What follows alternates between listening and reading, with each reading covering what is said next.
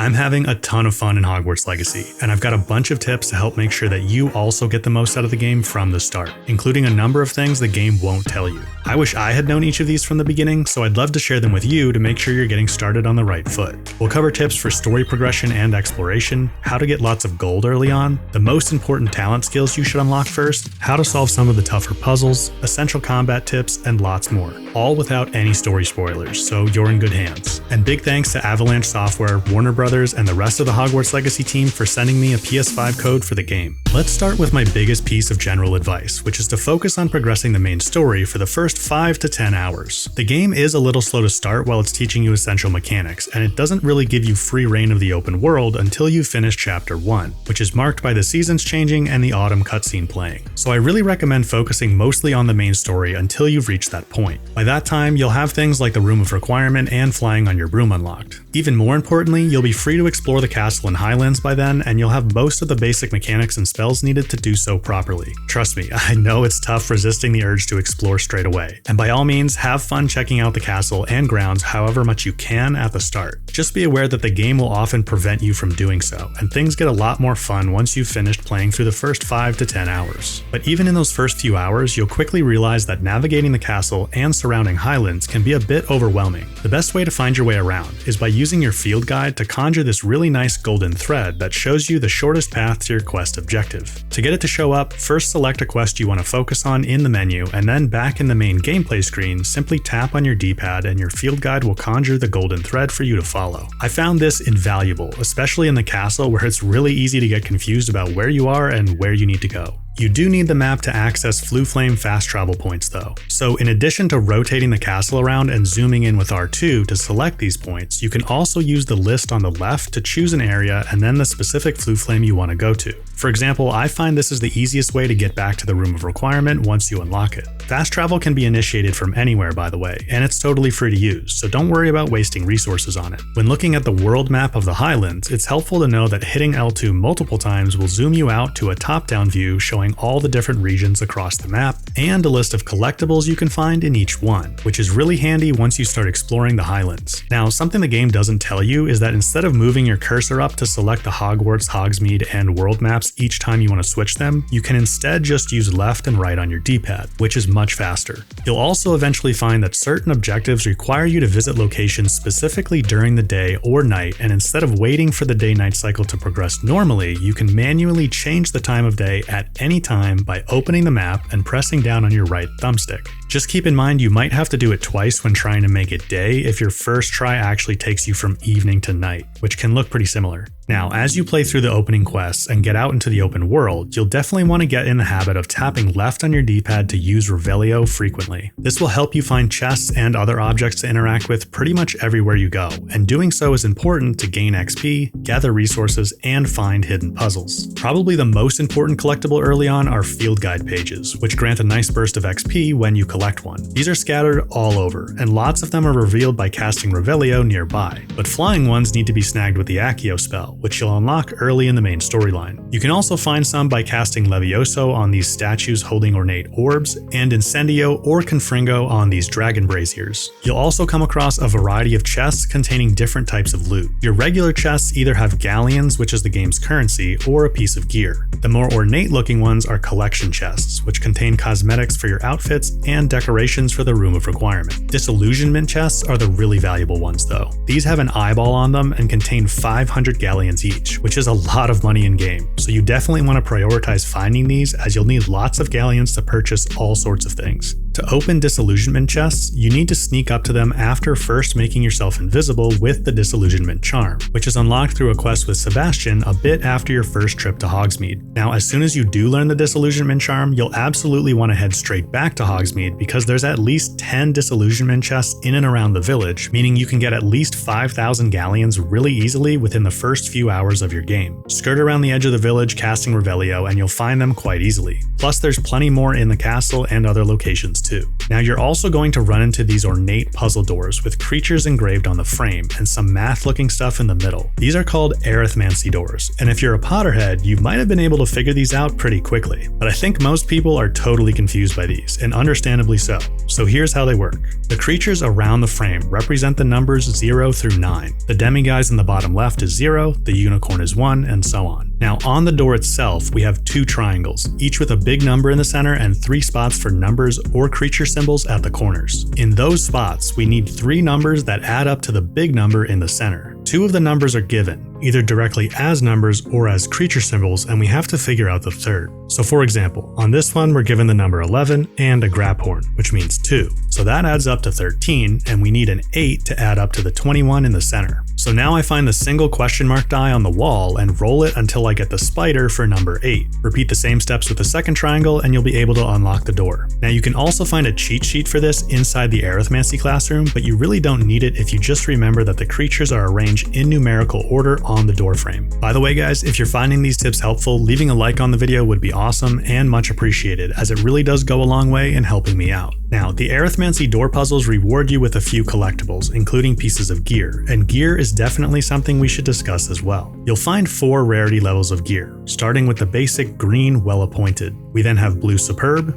purple extraordinary, and orange legendary. Each piece of gear has stats for either offense, defense, or both. Offense makes your attacks deal more damage, and defense reduces the damage taken from enemy attacks. Blue, purple, and orange gear can be upgraded 3 times to increase these stats, and those 3 rarities of gear can also be equipped with traits, which add special properties like resistance to a particular type of enemy. Traits themselves come in 3 rarity levels too. You can find lower tier traits in bandit camps, which always have them in a chest, but the stronger tier 3 traits are unlocked by completing a variety of challenges. This brings up another important tip, which is to check the challenges tab in your menu often, because you actually have to claim the pieces of gear and other rewards from completed challenges. Oddly enough, they aren't just given to you automatically. You have to go in there and claim each one, so definitely make sure you check that frequently. Oh, and while we're in here, you also want to check your owl post frequently. Most of those play audio when you get them, so you can't miss them, but some come in really stealthy, so you might actually get to a point where you feel like there's no quest to move forward with, and it's probably because you have something waiting in your owl post. Now, the most frustrating thing with gear is that you're given very limited inventory space to hold it all. You'll quickly find that you won't be able to loot additional gear while your inventory is full, which is really quite annoying. To make space, you either have to sell things off to a shopkeeper in Hogsmeade, or you have to destroy it, which is obviously not ideal since you won't get any galleons in that case. Don't worry about selling items though, because they aren't unique. You'll find lots of copies of the same ones as you play, and as far as I can tell, the stats they come with are randomized to a certain extent. So you'll actually often find lower rarity gear with better stats than your higher rarity gear. In that case, you should totally use it. Now, I think the other thing people worry about when selling gear is that they'll lose the ability to wear a cool looking piece of kit because they were forced to make room in their inventory. Fortunately, we don't need to worry about that either, because once you find a piece of gear, you'll get to keep the cosmetic for it even if you sell it off, and you can apply the look of the items you like to any other piece of gear. So here's how I recommend you handle gear. Every so often, check the gear tab to make sure you've got all the best items equipped. Now, this is often going to look totally ridiculous, but it's not a problem because we can hover over each piece of gear and hit square to enter the change appearance menu, where you can make it look like any other piece of gear you've ever possessed. You can also make gear invisible, so if you're like me and you generally don't like hats or face wear, you can equip them for the stats and then just make them invisible so it looks like you're not wearing them. Once you're set up with the best kit, take a quick trip to Hogsmeade to sell off all the extra stuff to make space in your inventory. This gear management strategy ensures you're maximizing your stats, keeping space in your inventory for new gear, and keeping your character looking the way you want. Another tip on gear is that when you find a new piece, the on-screen pop-up will have a green or red arrow to show you if it's better or worse than the item you currently have equipped, so you can immediately tell if you should switch to using the new one. It's also pretty cool that you can put your cloak's hood up by hovering over the cloak and robe slot and pressing triangle. Later on, you'll also be able to customize your wand and broom with different handles, which is actually fairly important to keep in mind while choosing your wand, because if you don't like how the bottom of the wand looks, it's not such a big deal, as you'll be able to customize it later with a handle. You can customize more than the look of gear items too. By going to Madame Snelling's shop in Hogsmeade, you can change pretty much everything about your character. The only thing you can't change is the face shape, so you'll want to make sure you get one that you like in the initial character creator. Now, even using the strategy I described earlier to manage your inventory of gear,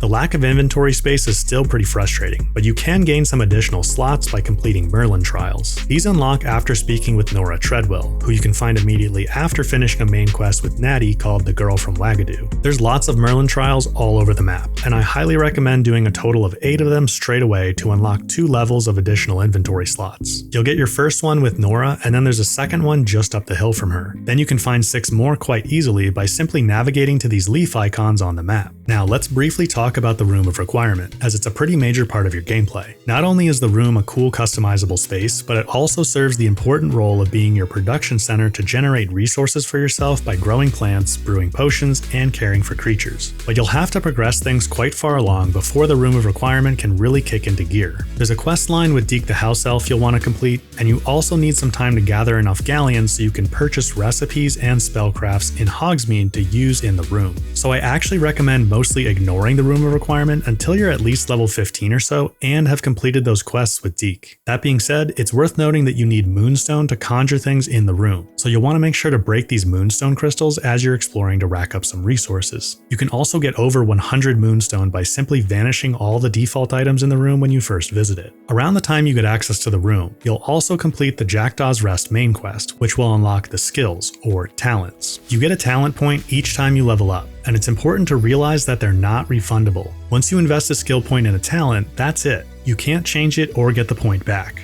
And it's also not possible to get enough points to unlock every talent in the game, so you need to be very careful about which ones you pick. I highly recommend focusing on the core talents first. The first 2 you should get are Spell Knowledge 1 and 2, which give you your second and third spell diamonds. You'll quickly accumulate more than the 4 spells a diamond can hold, and stopping to swap spells around all the time is not fun. Plus, you'll eventually need to get used to swapping between spell diamonds quickly during combat anyway, so it's best to pick these up straight away. The next talent to grab is Basic Cast Mastery, which will help recharge your spells more quickly in combat by simply using the R2 basic shot. This lets you use your spells more often, which makes a huge difference in combat. Up next, I recommend Ancient Magic Throw Expertise. This allows you to throw enemies' weapons back at them after disarming them with Expelliarmus, which, by the way, you should also prioritize getting early by fast-tracking Professor Hecat's Defense Against the Dark Arts assignments. Hitting enemies with their own weapons deals a huge amount of damage and is super helpful throughout the entire game. So this talent is really important to get early. I'll probably have a dedicated video on which talents to prioritize throughout the whole game, but the last 2 I'll recommend you get early are Swift, which adds a really awesome apparition extension to your dodge by holding down circle when dodging, and Protego Absorption, which will help you build up your ancient magic charge faster by simply using Protego as you should be in combat anyway. Speaking of which, I'll also be doing dedicated combat videos, but I want to get you started with some essential combat tips here. Overall, I found combat really fun in this game, but the controls do take some getting used to, so don't feel bad if you're frustrated at first. The first and most important mechanic to master is using triangle to block and parry attacks with Protego. That will be the Y button if you're on Xbox. To do so, you should always be keeping an eye on your character's head because an orange halo will appear when an enemy attack is incoming. As soon as you see this, hit triangle to block the attack and keep holding it to send a Stupefy Stunner at your currently targeted enemy. This achieves 2 things. First, you obviously prevent yourself from taking damage, but stupefied enemies are also immobilized briefly and take increased damage while stunned. Also, waiting until just before the orange halo disappears to hit triangle will trigger a perfect parry, which makes your Stupefy Stunner more powerful. You'll also see that sometimes the halo around your head will be red, which indicates you won't be able to parry or block the incoming attack. In these cases, you need to dodge by hitting circle. Enemies will also sometimes have colored shields around themselves, and you'll need to break these by hitting them with a spell of the same color. For this reason, it's smart to plan on organizing your spell diamonds to always have at least 1 red, yellow, and purple spell, and to always have them in the same slots. This way, when you swap between spell diamonds in the heat of combat, you won't have to think about which button you need to hit to break a shield. For example, I always have purple force spells mapped to the top of my diamonds, so I know I can always hit triangle to break a purple shield. You should also know that the Ancient Magic Throw, which you use by tapping R1, is very strong and you should absolutely be using it whenever possible. Ancient Magic Throws deal a lot of damage and can even break directly through enemy shields. As I mentioned earlier, you'll want to unlock the Ancient Magic Throw Expertise talent so you can use Ancient Magic Throws in combination with Expelliarmus to throw enemies' weapons back at them for massive damage. Now, Ancient Magic Throws aren't to be confused with your special Ancient Magic attacks, powered by the blue Ancient Magic meter. These are super strong special attacks, and to use them, you need to charge up the blue meter by landing strings of hits, called combos, without taking damage yourself. Getting long enough combos will also cause glowing orbs to fall off enemies, which you can run through to pick up and fill the meter faster. The last combat tip I'll leave you with is that higher level combat is all about stringing together combos of spells, and the first combo to master is the 4-hit basic shot. When you cast 4 basic shots in a row by repeatedly tapping R2, the first 3 will hit for normal damage, but the 4th hits for much more. So you'll want to get used to firing off basic shots in sets of 4, as opposed to just spamming it over and over again. Get into a rhythm of alternating between a string of 4 basic shots and parrying with Protego, and you'll have a great foundation to build your more advanced combat skills on. Alright guys, those are all my essential tips for getting started in Hogwarts Legacy. If you found these helpful or learned something new, leaving a like would be much appreciated. I've got lots more Hogwarts Legacy content coming your way, and you should definitely check out the video on screen right now for some additional tips on the game. As always, thanks for watching, and I'll catch you in the next one.